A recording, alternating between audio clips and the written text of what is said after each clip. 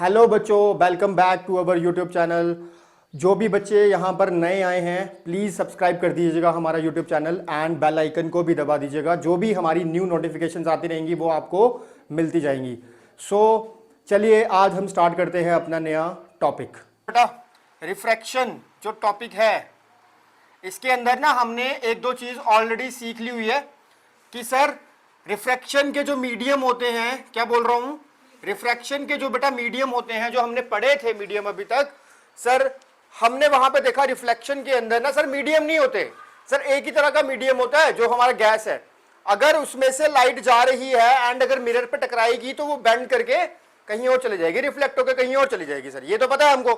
बेटा अगर रिफ्रैक्शन की बात कर रहा हूं तो मीडियम दो तरह के होंगे, जहां तो रेयरर होगा यहां तो डेंसर होगा बेटा, ठीक है। यहां तो मीडियम रेयरर होगा, यहां तो मीडियम डेंसर होगा।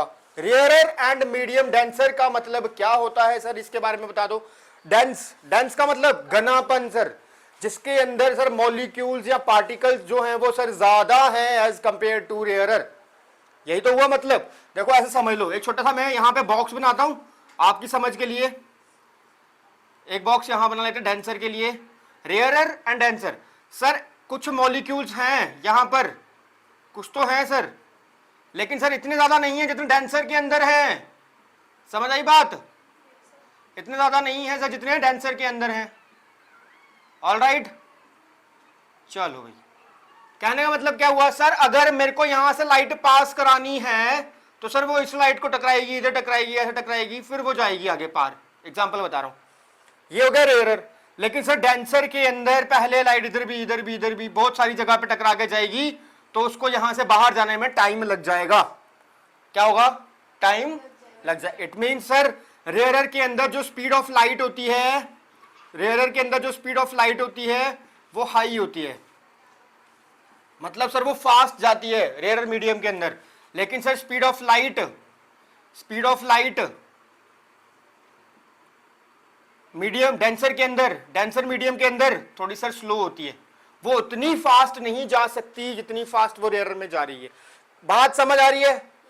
बात समझ आ रही है? रेयरर एंड डेंसर क्या होता है सर, रेयरर के अंदर सर बेटा पार्टिकल थोड़े दूर दूर होते हैं, कम होते हैं, इसलिए वहां से अगर लाइट जाएगी उसकी स्पीड ऑफ लाइट जो होगी वो कम होगी एज कंपेयर टू डेंसर।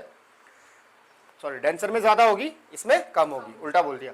तो यहां पर भी लाइट ऑफ जो स्पीड होगी, स्पीड ऑफ लाइट जो होगी वो यहां पर स्लो होगी, यहां पर फास्ट होगी रेयरर में। ये चीज समझ आई?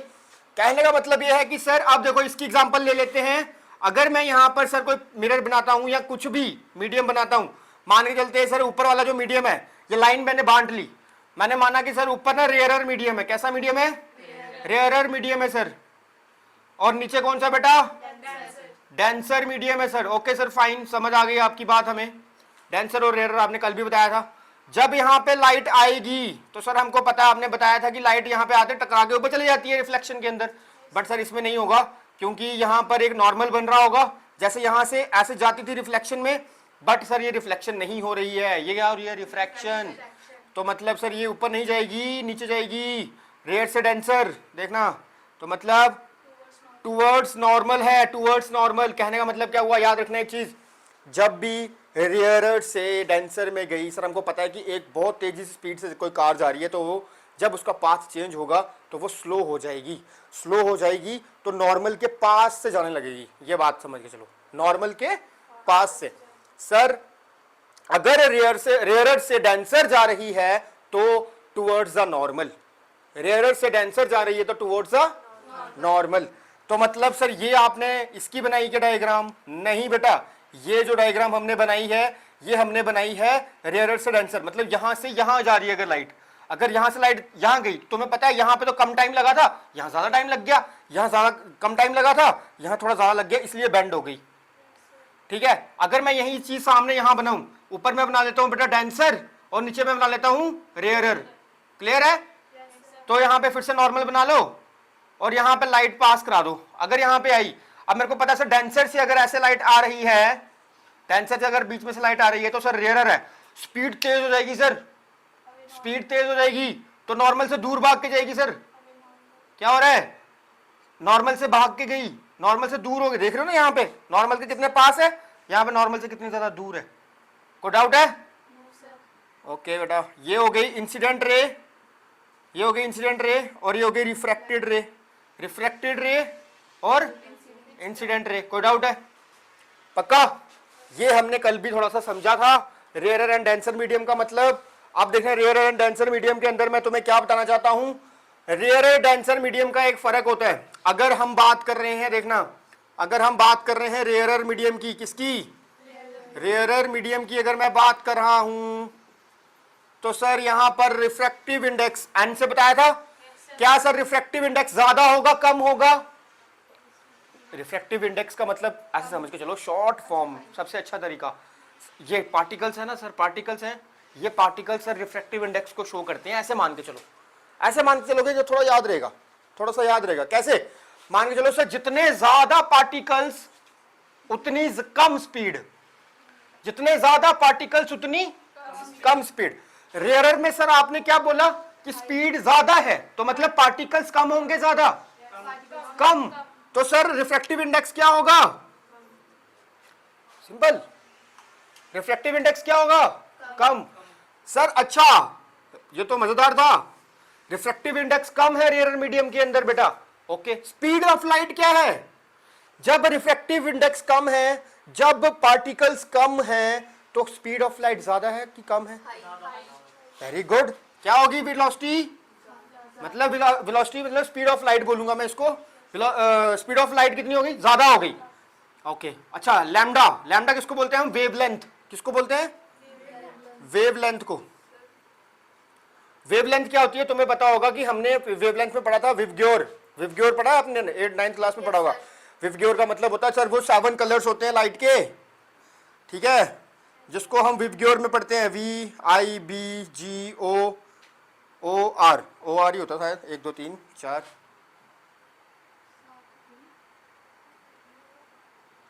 एक और होता है ई होता है, कौन सा होता है, इनमें से होता है 4 7 होते हैं, 7 होते हैं, ये 6 हो रहे हैं, एक कम हो रहा है।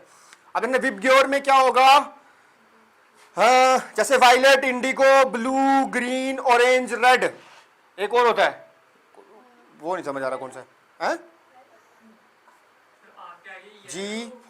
सॉरी, GYOR, क्या आएगा? GYOR, याद आ गया, GYOR। वाई मतलब येलो, ओ मतलब ऑरेंज, आर मतलब red.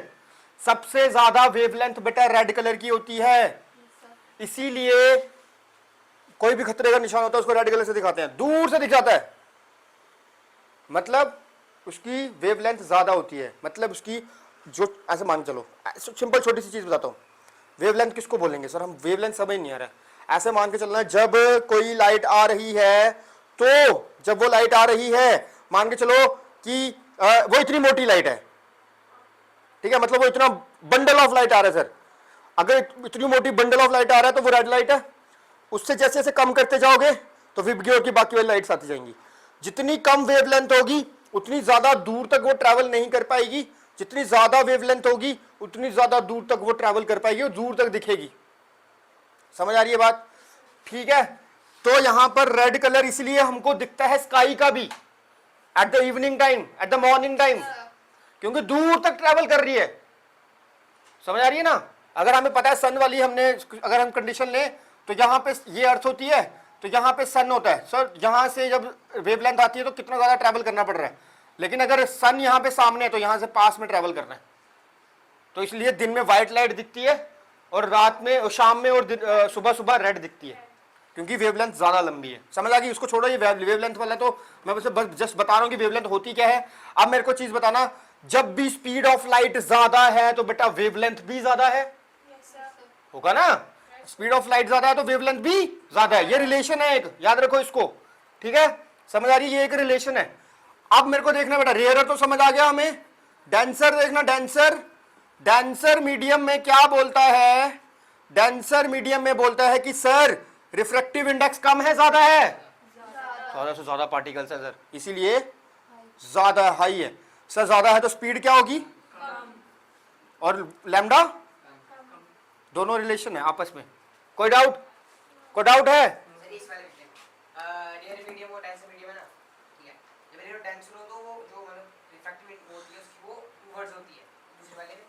Away, away the normal, ठीक है, एक टूवर्ड्स द नॉर्मल, एक अवे द नॉर्मल, ठीक है। चलो ये तो छोटा सा डाउट था, चलो यहां पे समझ आ गई बेटा। अब मैंने तुम्हें बोला था कि मैं laws of refraction of light पढ़ाऊंगा, क्या पढ़ाऊंगा? Laws of refraction of light. ये चीज समझ आ रही है? अब ये चीजें हम वहां पे यूज करेंगे, ठीक है। अब देखना आगे, laws of refraction of light में देखना, laws of refraction of light. देखो बेटा, लॉज ऑफ रिफ्लेक्शन हमने पढ़े थे, दो लॉज पढ़े थे दो लॉज, लॉज ऑफ रिफ्रैक्शन में। वैसे ही हमने दो लॉज हमने इसके अंदर भी पढ़ने हैं, इसके अंदर हालांकि तीन होते हैं। थर्ड लॉ को हम स्नेल्स लॉ बोलते हैं, ठीक है। वो भी जो लॉ है, वो भी लॉ जो है वो रिफ्रैक्शन ऑफ लाइट का ही है, ठीक है, याद रहेगा। ओके, लॉज ऑफ रिफ्रैक्शन में हमारे में क्या बोलता है? लॉ ऑफ रिफ्रैक्शन में हमारा फर्स्ट लॉ यही बोलता है, फर्स्ट लॉ हमारा यही बोलता है बेटा कि जो भी हमारी refracted ray and incident ray and normal lie on the same plane, जैसे हमारा उसमें था। लेकिन हमारे यहाँ पे सेकंड लॉ क्या बोलता था? यहाँ पे हमारे सेकंड लॉ बोलता था रिफ्लेक्शन वाले में हमारा सेकंड लॉ बोलता था incident, angle of incidence equals to angle of reflection, ऐसा ही बोलता था। लेकिन यहाँ पर तो वैसा होता ही नहीं है, बिकॉज सर एंगल जो है वो तो बाहर चली जाती है, रिफ्लेक्ट हो जाती है लाइन, वो तो पार चली जाती है सर एंगल ऑफ रिफ्लेक्शन। और हमें ये भी पता है कि towards the normal, away the normal, so angle तो सेम होने से रहा, सिंपल, एंगल तो सर सेम होने से रहा। तो हम सेकंड लॉ में क्या पढ़ते हैं बेटा?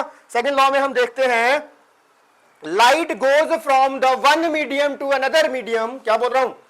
The light goes from the one medium to another medium, it will bends towards the normal और अवे द नॉर्मल।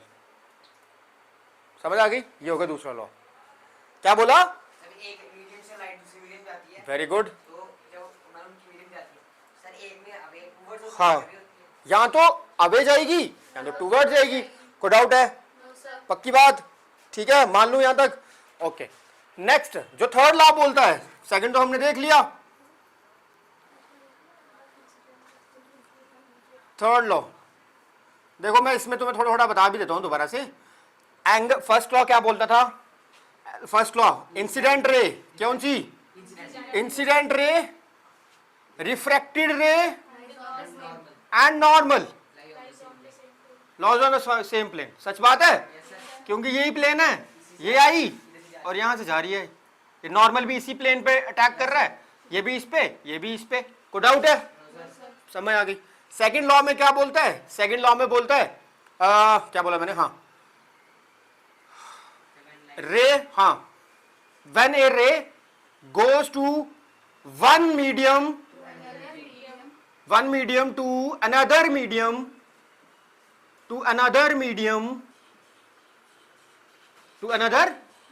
medium, अगर एक लाइट एक मीडियम से दूसरे मीडियम में जाएगी, so it will bend towards और away from the away from लिख दिया मैंने, sorry, to the normal, normal से, फॉर्म नहीं बोलूंगा ना, नॉर्मल से। कोई डाउट आ गई? आगे है कोई डाउट आ रहा है तो बताओ यहां तक, ठीक है। थर्ड लॉ इंपॉर्टेंट लॉ है। थर्ड लॉ को हम बोलते हैं बेटा स्नेल्स लॉ, ठीक है। स्नेल्स लॉ में क्या होता है वो समझना अच्छे से, ध्यान से देखो जरा। स्नेल्स लॉ क्या होता है? स्नेल्स लॉ तुम्हारा इंपॉर्टेंट भी है, एग्जाम में भी आता है, ठीक है, बाकी भी आते हैं, ऐसी बात नहीं है, बट ये ज्यादा इंपॉर्टेंट है। स्नेल्स लॉ, ठीक है।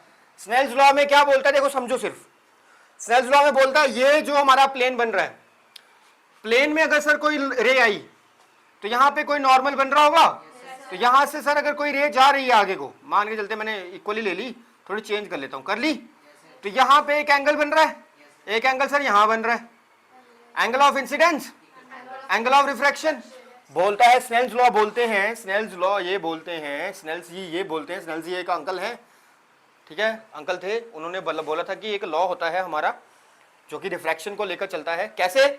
वो बोलते हैं कि sine of angle of incidence upon sine of angle of refraction equals to refractive index. क्या लॉ है? Sine of angle of incidence upon sine of angle of refraction is equals to refractive index. समझ आ गई यहां तक? ठीक है, यही तो लॉ है, यही तो लिखना है, यही तो लिखना है, और कुछ थोड़ी ना लिखना है। अब एक चीज और याद रखना, इन्होंने और क्या बोला? इन्होंने बोला बेटा जो भी आप अगर ये रिफ्रैक्टिव इंडेक्स रख रहे हो, क्या रिफ्रैक्ट, ये बहुत इंपॉर्टेंट है, ध्यान से समझना इसको। रिफ्रैक्टिव इंडेक्स रख रहे हो तो इसके अंदर ना दो चीजें आपको हमेशा कांस्टेंट रखनी ही रखनी है। अगर नहीं रखोगे तो वैल्यूज चेंज हो जाएंगी, अगर नहीं रखोगे तो वैल्यूज चेंज हो जाएंगी। क्या वैल्यूज सर, क्या रखना है वो तो बताओ। पहले नंबर आपने रखनी है वेवलेंथ। क्या रखना है? वेवलेंथ पता ना क्या होती है? लैम्डा। अगर आप एक कलर की लाइट यूज कर रहे हैं, बेटा क्या बोल रहा हूं, अगर आप एक कलर की लाइट यूज कर रहे हैं तो आपको हर बार वही लाइट यूज करनी पड़ेगी। अगर आप दूसरी लाइट यूज करेंगे तो वो वैल्यू चेंज आएंगी। कैसे अभी बताऊंगा। वेवलेंथ और pair of media, pair of media जो यहां लिखा वही हम स्नेल्स लॉ की डेफिनेशन के अंदर लिखेंगे। मैंने तुम्हें समझा रहा हूं, जो मैं आपको नोट्स प्रोवाइड करूंगा बेटा उस नोट्स के अंदर हमने इसकी डेफिनेशन लिखी हुई है। हमारा मेन मकसद है इनको समझना, ठीक है? समझ आ जाएगी तो हम इनको लिख भी लेंगे, ठीक है ना। अब मैंने क्या बोला कि पेयर ऑफ मीडिया जो है वो कांस्टेंट रहना चाहिए, वेवलेंथ इसकी कांस्टेंट रहनी चाहिए, और sine I upon sine R होना चाहिए इक्वल्स टू रिफ्रैक्टिव इंडेक्स के। समझ आ गई? अब देखना pair of media. Sir what is pair, what is pair? Sir pair तो मेरे को पता है सर, दो होते हैं या तीन होते हैं सर, चार होते हैं। पेयर मतलब पेयर बना सकते हैं सर हम, ठीक है? तीन तो नहीं बनेंगे, चार पेयर बन सकते हैं, ऐसे बन सकते हैं, ठीक है? तो पेयर ऑफ मीडिया का मतलब सर जब भी हम कोई क्वेश्चन को सॉल्व कर रहे हैं या हम कोई प्रैक्टिकल कर रहे हैं, तो अगर हम एयर से वाटर में जा रहे हैं, एयर से हम वाटर में जा रहे हैं, एग्जांपल एयर से हम वाटर से जा रहे हैं, तो वाटर से जा रहे हैं तो क्या होगा सर, अगर आपने लाइट भी ब्लू दे रखी है, कौन सी? Blue light, same medium, pair of medium, अगर आप इसी के ऊपर प्रैक्टिस करते जाओगे करते जाओगे तो आपकी जो वैल्यूज आएंगी वो same same same same same आएंगी, चेंज नहीं होंगी। अगर आपने पेयर यही रखा और आपने यहां पे ब्लू की जगह रेड कर दी लाइट, वैल्यू चेंज हो जाएगी। क्यों चेंज होगी? रिफ्रैक्शन की चेंज हो जाएगी। इंसिडेंट तो आप चलो मान रहे हैं कि आप बोल रहे हैं मैं सर ये 30 डिग्री एंगल से ही दूंगा, आपने 30 डिग्री एंगल के ऊपर इंसिडेंट रे लगाई, लेकिन उसकी वेवलेंथ में तो डिफरेंस है। अगर वेवलेंथ में डिफरेंस है तो बेटा क्या ये इसी वेवलेंथ की कलर में यहां पे मूव नहीं करेगी? करेगी ना। तो यहां पर यही तो बोल रहा हूं, स्नेल्स लॉ ने यही बोला कि आपको पेयर ऑफ मीडिया सेम रखना है, वरना वैल्यू चेंज हो जाएगी। पेयर एक चीज सिर्फ पेयर ऑफ मीडिया नहीं, pair of media plus wavelength आपको कांस्टेंट रखनी है, देन आपको आगे जाके काम करना है। समझ आ गई बात? क्लियर है? या तो आप ऐसा मत करो कि सर ब्लू यूज किया, अगली बारी वार में हमने क्या किया, एयर से हम ग्लास में चले गए, लेकिन कलर सर वही रखा था, फिर भी हमने वैल्यू क्यों चेंज आई? वैल्यू चेंज तो आएगी ना बेटा, ग्लास में तो रिफ्रैक्टिव इंडेक्स ही डिफरेंट है। कल बताया था ना, ग्लास का रिफ्रैक्टिव इंडेक्स क्या होता है? 1.5, और वाटर का रिफ्रैक्टिव इंडेक्स क्या होता है? 1.3, और एयर का क्या होता है? 1, ठीक है? वैसे तो होता है 1.0003, हम 1 लेते हैं, ठीक है? यहां तक समझ आ रही है? कोई डाउट है तो बताओ। सर मतलब हमने इनके साइड लिया ना एक उसमें, तो मतलब फिर वो रेड उसमें लेना है उधर नीचे के, मतलब दूसरा नीचे के? इसमें तो तू चेंज कर ही नहीं सकता ना, एक बार ऊपर लाइट छोड़ दी नीचे से कैसे चेंज करेगा? लाइट तो ऊपर से एक बार दे दी, ब्लू दे दी, तो वो तो रिफ्रैक्ट ब्लू ही होगी, लेकिन ब्लू जो रिफ्रैक्ट हो रही होगी वो अपने हिसाब से ही तो बेंड करेगी, जितनी वो ब्लू की वेवलेंथ है उसी हिसाब से बेंड करेगी। अब रेड पे आएगी तो रेड की वेवलेंथ अलग है, वो अपने हिसाब से बेंड करेगी। समझ आ रही है बात? क्योंकि बेटा विबग्योर के अंदर जो रेड लाइट है, जितना ज्यादा हम उस साइड जाते हैं, आर की तरफ जाते हैं, वी से आर की तरफ जाते हैं, वैसे वैसे वेवलेंथ बढ़ती जाती हैं, वैसे वैसे वेवलेंथ बढ़ती जाती हैं। जब भी रेनबो निकलता है ना, उसके अंदर हमको वायलेट कलर बड़ा कम दिखता है, ठीक है? याद रखना, वायलेट कलर हमें उसमें बड़ा कम दिखता है। क्यों? बिकॉज सर वायलेट कलर की तो वेवलेंथ ही बहुत छोटी है, लेकिन रेड कलर मजे से दिख रहा होता है। उसकी वेवलेंथ ज्यादा है सर, इसलिए दिख रहा है। समझ आ रही है बात? पक्का? ठीक, चलो नेक्स्ट हम करेंगे 2 रिफ्रैक्शंस। कितनी? 2 refraction. Refractions through glass slab. Glass slab, अब देखना मेरी बात सामने। ग्लास स्लैब, ग्लास स्लैब किसकी होगी? ग्लास है, सिंपल बात है, ग्लास है। रिफ्रैक्टिव इंडेक्स तो सर उसका चेंज है ऑलरेडी एयर के मुकाबले। Yes sir. तो मैंने यहाँ पे एक उसकी इमेज बना लेता हूँ ग्लास स्लैब की। बना लिया हमने, ग्लास स्लैब बना लिया, ठीक है। ग्लास स्लैब में क्या होगा बेटा? यहां से लाइट आई, यस सर।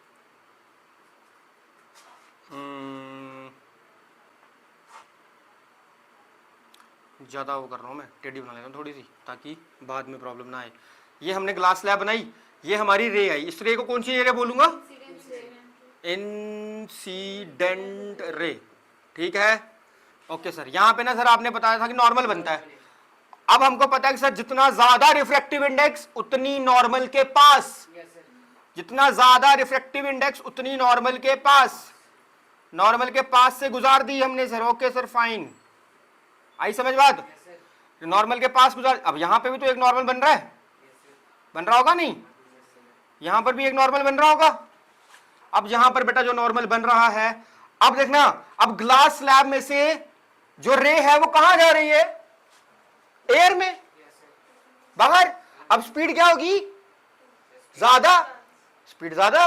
अगर लाइट ऑफ स्पीड अब ज्यादा हो जाएगी तो मेरे को बताओ जो रे है वो टुवर्ड्स द नॉर्मल होगी कि अवे द नॉर्मल होगी? गलत, अवे द नॉर्मल। बेवकूफो, टुवर्ड्स द नॉर्मल किसमें बोलते हैं?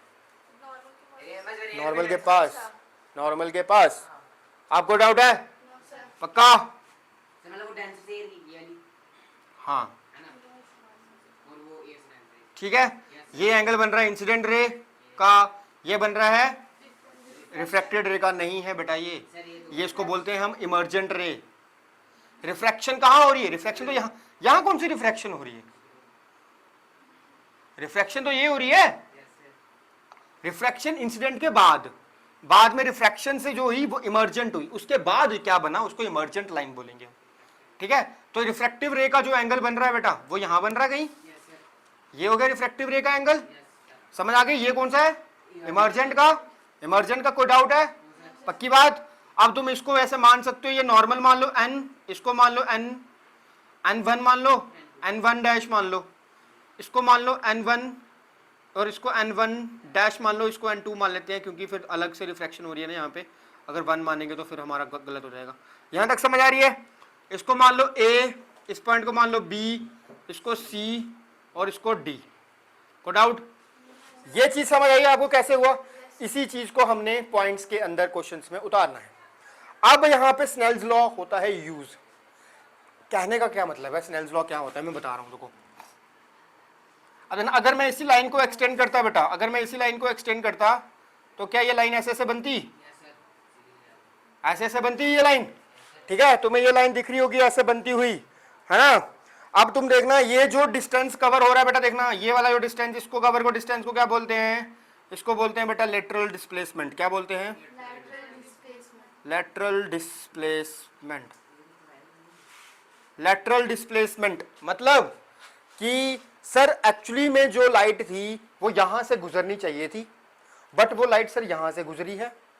कहने का मतलब ये हुआ कि सर अगर ये लाइन इसके सामने सामने आती, या फिर ये हम बोल रहे हैं कि सर ये इसके पैरेलल है, तो सर यहां पर जो लाइन जो ये बन रही है ये यहां पे बननी चाहिए थी, बट नहीं बनी because of refractive index of glass. अगर नहीं बनी है तो मतलब सर ये जो एंगल ई है और एंगल आई है, कौन कौन सा? एंगल ई और एंगल सर ये तो इक्वल होने चाहिए।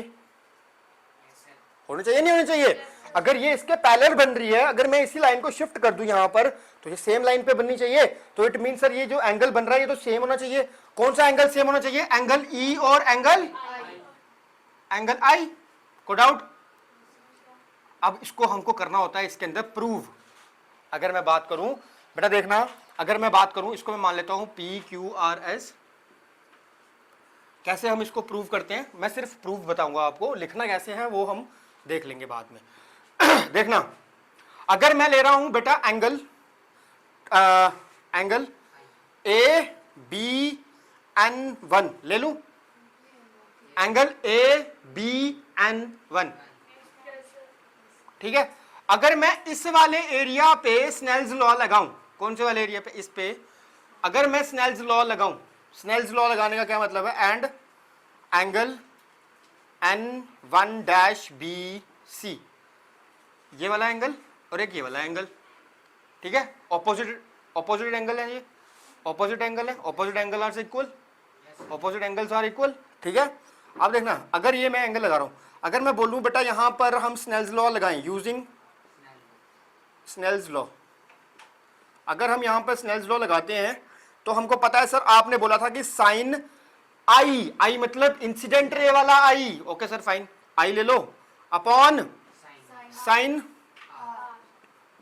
आर, वन ले लेता हूं, यहां पे वन ले लेता हूं, बिकॉज सर यहां पे तो रिफ्रैक्शन हो रही है, तो यहां पे टू ले लेता हूं, ठीक है, कोई doubt, okay sir, equals to, अब देखना मेरी बात समझना, मैं यहां पर ना मैं ले रहा हूं रिफ्रैक्टिव इंडेक्स एन, थोड़ी दो बार रिफ्रैक्टिव हो रही है ना, यहां पे जो है वो ग्लास है, ये क्या है बेटा ग्लास, ये क्या है एयर, समझ आ रही है।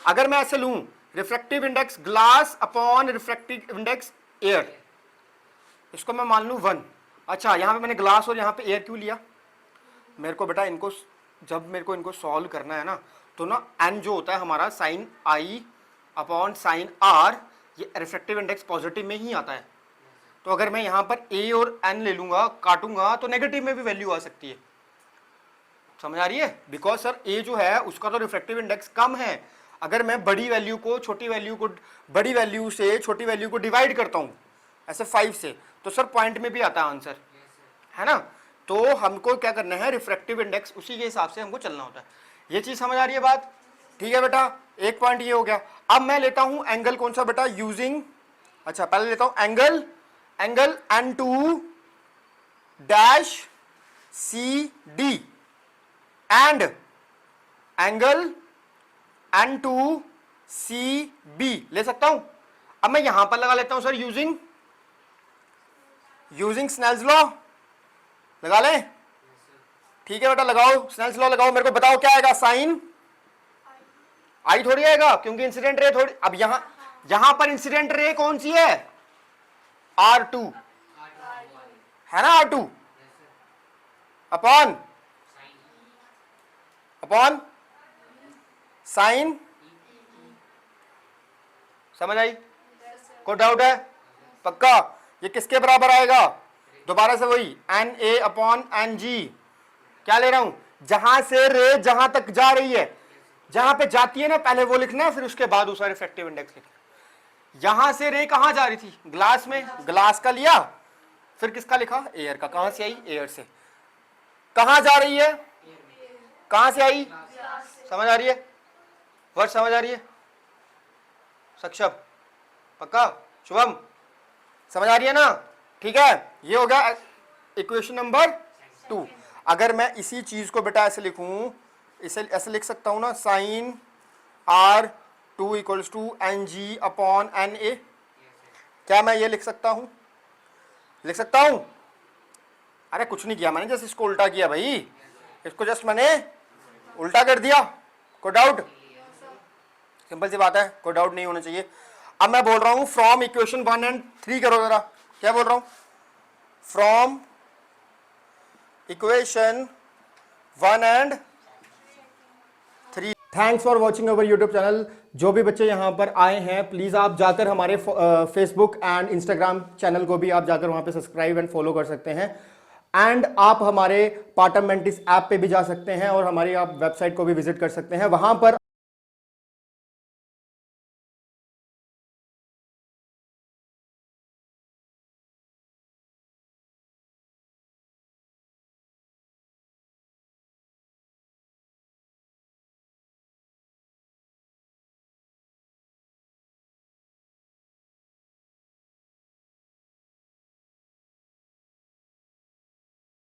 www.patammentis.in आप वहां पर जाकर हमारे सारे के सारे टेस्ट सीरीज को अवेल कर सकते हैं, जो भी हम यहां पर पढ़ाते हैं उनके रिलेटेड भी सारे टेस्ट सीरीज वहां पर आपको मिलेंगे, एंड जो भी, अगर आप उसके अलावा भी कोई भी कॉम्पिटिटिव एग्जाम की तैयारी कर रहे हैं, आपको वहां पर उनके भी टेस्ट सीरीज वहां पर मिल जाएंगे.